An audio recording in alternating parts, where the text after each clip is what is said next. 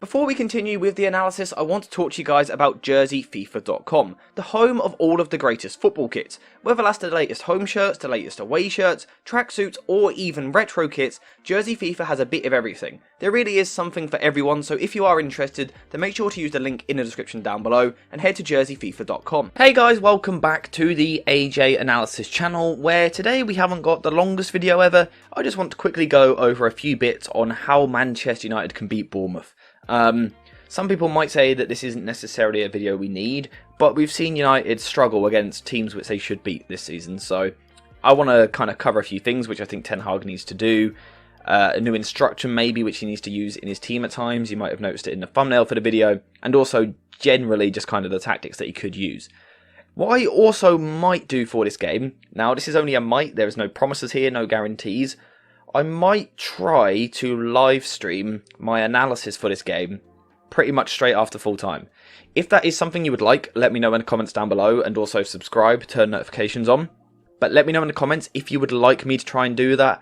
I don't know for sure that I can do it, I don't know if I have the facilities, but I'm going to kind of test it out today in the hope that we might be able to live stream the analysis so you guys can have your say on it. So again, if that is something you want, let me know in the comments down below. But you know, that's for another day. Let's talk about how Manchester United can beat Bournemouth and how Bournemouth might set up. Well, first things first, that's actually something which is a little bit difficult to predict because Bournemouth kind of have two go-to formations, and they're the two which we're briefly going to cover. The 4-2-3-1, which can turn into a 4-4-2, or a sort of 3-4-3, which turns into a 5-2-3 or a 5-4-1. So first of all, I want to look at the 4-2-3-1. When Bournemouth play in this shape, they regularly move to more of a front two and press like this. So the question is, how can Manchester United get out from the back? We know that they're not great at playing through pressure. However, the 4-4-2 system is one which I think they can have some success against. And here's the reason. The strikers are going to match up with the centre-backs. Pretty obvious stuff. The wingers are going to match up with the full-backs. Again, it's pretty obvious stuff.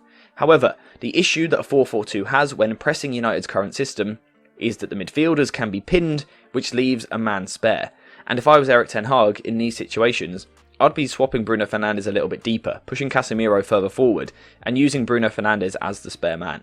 Now, as I've said in the past, this doesn't make it that straightforward as it looks. You can't literally just play this pass through the middle. However, it should allow United to create this kind of 4 versus 2 situation here, which allows United to play out from the back. And then you also have a 3 versus 2 in the midfield, where if United are combining well and, accurate with their passing and their movement, they could quickly move the ball forward up the pitch and create chances and quickly get into dangerous positions. So I think if Bournemouth opt for the 4-4-2 or the 4-2-3-1, I think United should be able to play out from the back. If that is the case and United are able to move the ball out from the back, they will then find themselves trying to break down a sort of 4-4-2 mid-block or low block. The question is, how do you go about doing it? Well, as you can see on screen, we are going to go, as usual, for a back 3 to deal with a front 2. It gives United the overload in this situation and allows them to have the spare man to step forward with the ball.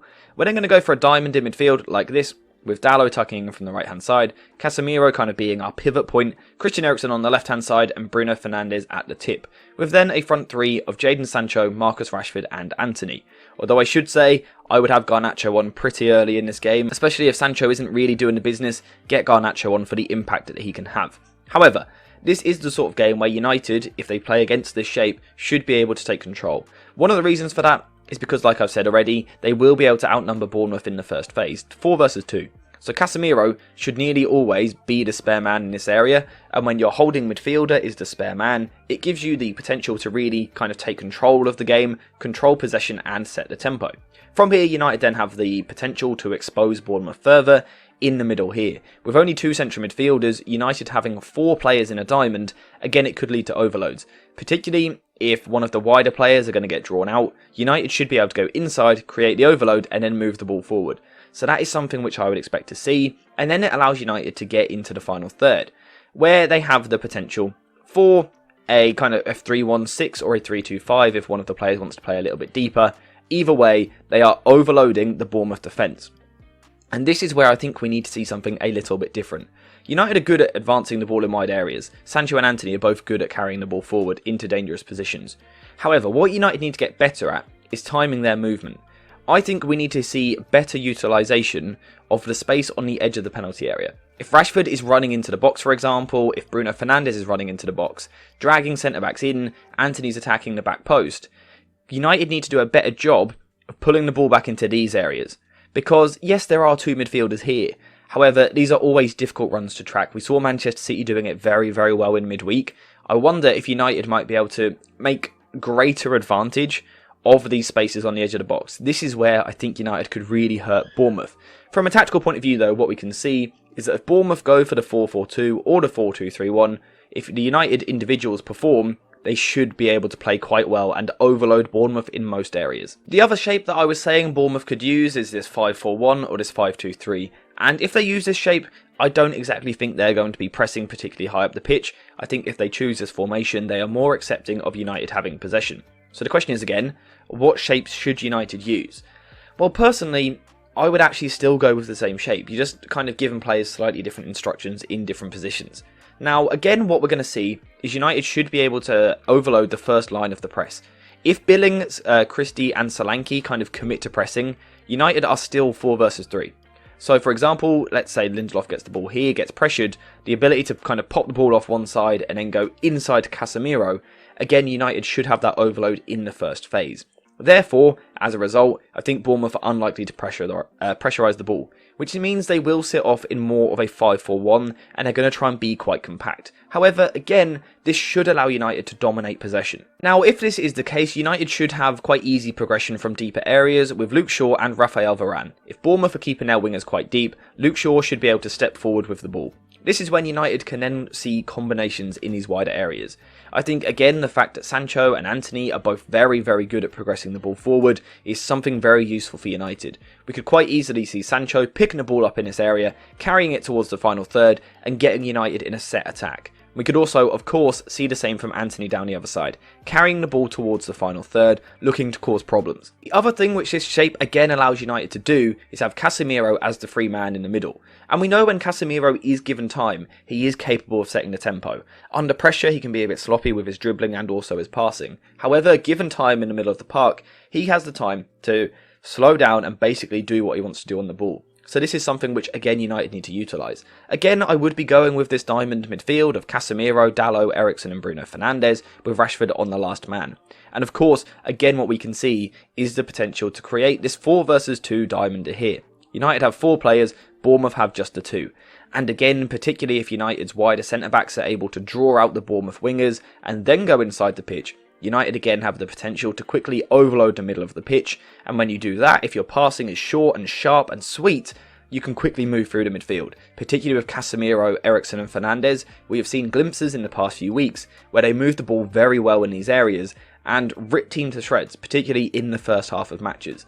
And if that is the case, United then find themselves attacking the last line, where they will face a bit more of a problem if Bournemouth set up in this way, because they will have 5 defenders rather than 4, making it a bit more difficult to overload that last line. However, if Eriksen, Bruno Fernandes and Dalot are all willing to push forward, United again do have the potential to create the overload in these important areas in the pitch, because we've got Sancho, Eriksen, Rashford, Fernandes, Dalot and Antony creating the 6 versus 5, where again, if these players are able to be sort of menacing in the final third and accurate with their link-up play, we could see these runs from the edge of the box arriving late. I think, again, that is a weapon which United should use. And I think what you can see overall from this video is that tactically, I'm very, very confident United will edge this game. I think the way that Ten Hag will set the side up, I think United should be able to control it. For me, it's going to be all about the individuals, how they actually perform on the day. That's a little bit worrying, because at times these players just don't turn up, but then on another day they're absolutely brilliant. I could see United winning this game 3-0, I could also see them losing it 1-0. It's all about how the players turn up on the day. However, from a tactical point of view, I think United can overload the pitch in all 3 phases, and I think if the timing of movement is good in the final third with those arrivals on the edge of the box, United should have some success.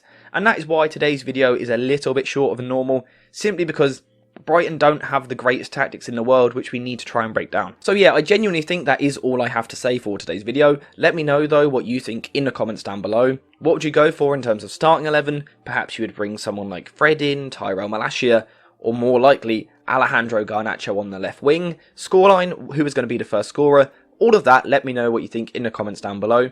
And also, let me know if you would be interested in a live stream analysis after the game. Like I said, there's no promises. There's a chance I'm going to be busy. I might have something planned. I'm just waiting to see if it happens or not. And I may not even have the facilities to do a live stream. But I'm going to try to figure it out. So if that is something that you would like to see, or even in the future, let me know in the comments down below. Apart from that, thank you guys for watching. I hope you have enjoyed this slightly shorter, sweeter, sharper video. And I'll see you in the next one.